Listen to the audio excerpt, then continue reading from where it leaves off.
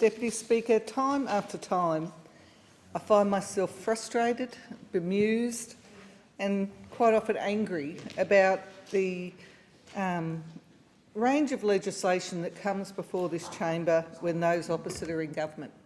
I spent my first term at the end of the Howard era and the infamous industrial relations changes around work choices.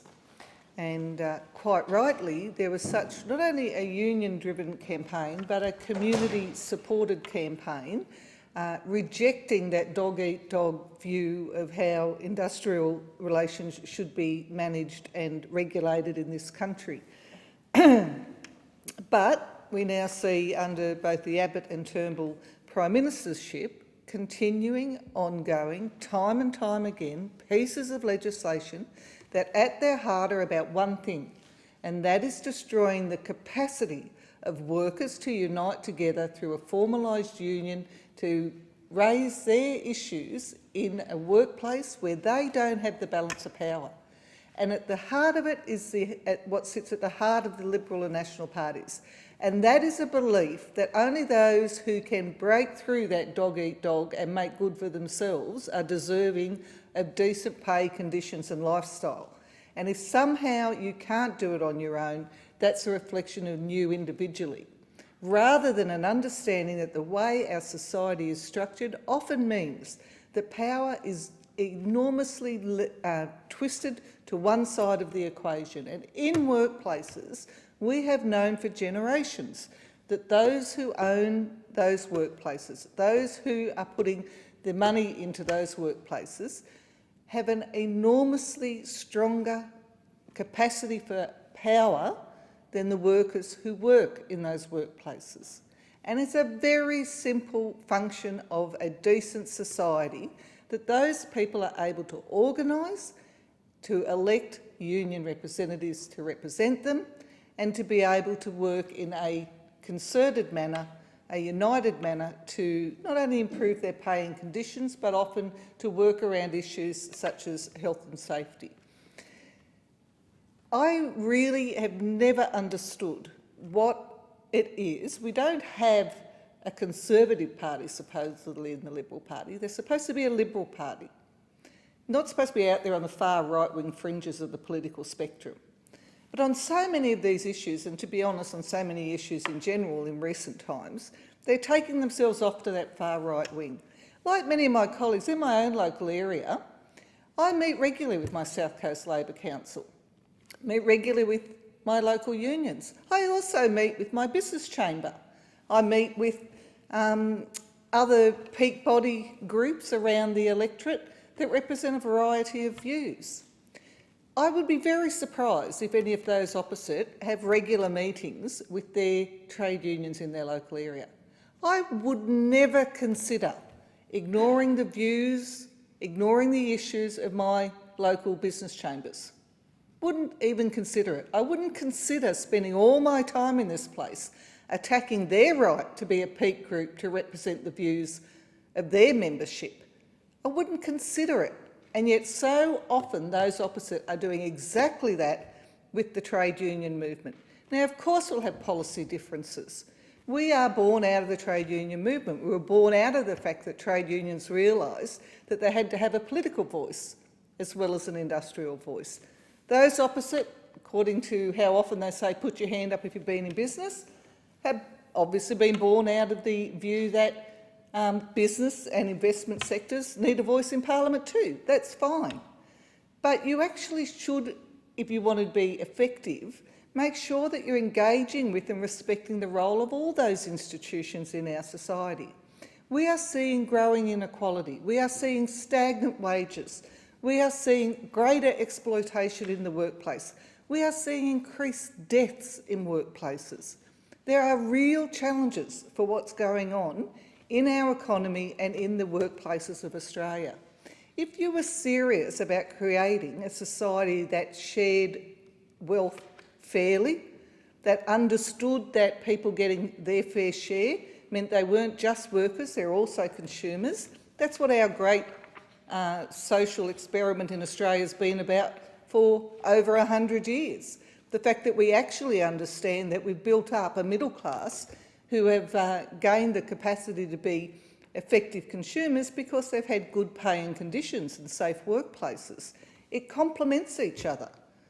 We need to be addressing those issues. We need to be looking at why these things are going astray in our current environment. But no, we're back here with another bill that's about micromanaging unions, about trying to put handcuffs on their capacity to not only represent and advocate and negotiate and be political, but even on, in this case, their capacity to work cooperatively with the employers that they're engaged with on the sorts of things that one would think they both had a common interest in. The employers obviously think they've got a common interest in these areas because they've joined and often done joint funding with unions on things like counselling, on things like preventing suicide in workplaces, on things like good investment in health and well-being for workers.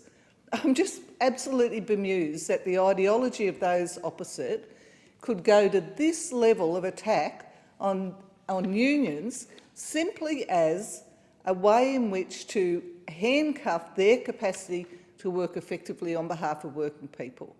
And in this case, as I said, a type of activity they undertake jointly, in partnership with employers, because they both see the value in these sorts of programs. I mean, the Minister's press release on this bill, what did she say?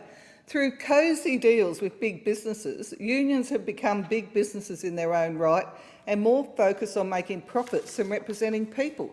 Well, if I ever believed she was in the least bit interested in unions' capacity to represent people, might have some sympathy for what she was trying to say. She doesn't. She never does. She has no respect for the trade unions' movement's capacity to represent people. It is a constant, ongoing attack. I can't even imagine what those opposite would be doing. They certainly wouldn't be, as is the case with this debate, completely absent off the debating list.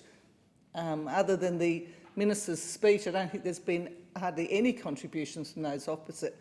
But I can imagine what would be happening in this place if we were in government and introducing bill after bill like this, trying to hobble the capacity of peak employer organisations to prosecute a case, run campaigns, implement programs, raise funding in order to progress the well-being of their members. Forget calling us socialists, they'd be calling us communists and saying we're dictators. That's the sort of reality we'd be facing if we tried this sort of stunt on people who form organisations and peak bodies in order to advocate and represent for employers, whether they're big business like the Business Council of Australia, whether it's particular industry sectors like the Australian Industry Group, whether it's small businesses like COSBOA. If we were trying this sort of stunt and treating those organisations with the arrogance and disrespect that this government shows to the trade union movement, there would be a riot on the other side of this place.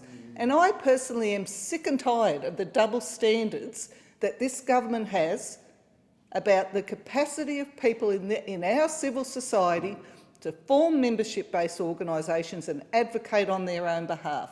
They would not tolerate it if we did that sort of thing, nor will we tolerate it when they decide that they're going to do it to trade unions.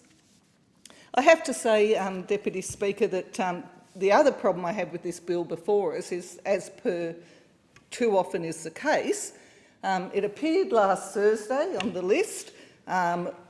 It's an extensive piece of legislation, 5 schedules, it goes to 80 pages. It will amend 5 different pieces of legislation. One would think that something this significant should be given the respect of a proper and considered debate in this place. It has very significant implications, as I've outlined, and I have to say, not only for unions, but as I indicated, also for employer groups.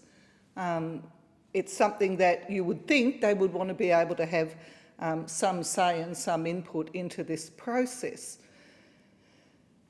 I actually think that the sort of work that this bill goes to attack is some of the best stuff that I've seen in workplaces. I mean, I've spent time for things like Mates in Construction.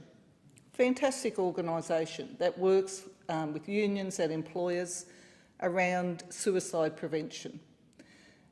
Some of the best things that happen in our workplaces are the things that employers and unions do together, because often they're going to the heart of very challenging social aspects, things we're facing as societies that are coming into workplaces that really need serious addressing. And that's often when employers and unions come together and say, look, we have a common interest in this, and let's jointly fund, jointly organise, jointly run these sorts of programs. It is true, it's too sadly true, that mental health challenges are a serious matter for workplaces now. I remember talking to a peak body of hairdressers when we were in government, Madam Deputy Speaker, and I had responsibility for skills. And the hairdressers, the one big issue that they wanted to talk to me about was mental health issues. Young apprentices coming in with complex anxiety and depression issues. And they said it's not a one-off, it's a really common challenge for this generation. And as employers, they were worried about that, not just a productivity issue, not just about the fact that they had concerns about how it was impacting on the work in their workplace and also that young person's capacity to finish their apprenticeship, but also just because, as the vast majority of employers are, they were deeply concerned about these young people and wanted to know as an employer what they could do to help in those circumstances. This is the reality of workplaces in the modern world, and these sorts of programs should be supported. Employers who engage in them should be lauded for doing that. Unions that engage in them should be lauded for doing that. And it is astonishing to me that the government is so hidebound in its hatred of unions that it can go to these sorts of measures that we see before us in this bill. They can do it in a rushed and hurried manner without proper consideration. And I just want to say I am very disappointed that the Nick Xenophon team didn't support our proposal to have a Senate committee inquiry, because I think there are these really important issues should be teased out and considered. I have to say, Madam Deputy Speaker, in the couple of minutes I've got left to me, I just want to touch on some of the matters that are playing out in my local area that if the government was really interested in workplaces they could be spending a lot more time on. I want to touch firstly on the issue of penalty rates. It has been a big issue in my electorate. I recently surveyed my electorate around issues of importance to them and had a very strong response back on the issue of penalty rates. While the vast majority of people who responded to my survey didn't actually work in an environment where they received penalty rates, 80% of them supported people getting Sunday penalty rates. So even people who weren't getting them themselves saw the fairness and justice in recompense for losing your Sundays in getting that additional support, yet the government refused, flat out refused, to take any action to ensure that people continued to have a decent pay, even though apparently now they've discovered there's a problem with pays and income, and then perhaps we should have higher pay rates. And finally, I just want to give an example of why unions are so important at the local level. In my area, the South Coast Labor Council for quite a while now has been running a campaign around the exploitation of young workers. A young woman from the University of Wollongong had just put up a post on her Facebook about a very exploitative experience she'd had in the workplace, and was just blown away by the massive number of young people who went on her Facebook and commented, having had very similar experiences, not being paid, being underpaid, being exploited in terms of the work conditions. It was quite shocking. And the South Coast Labor Council became aware of this and then worked with these young people.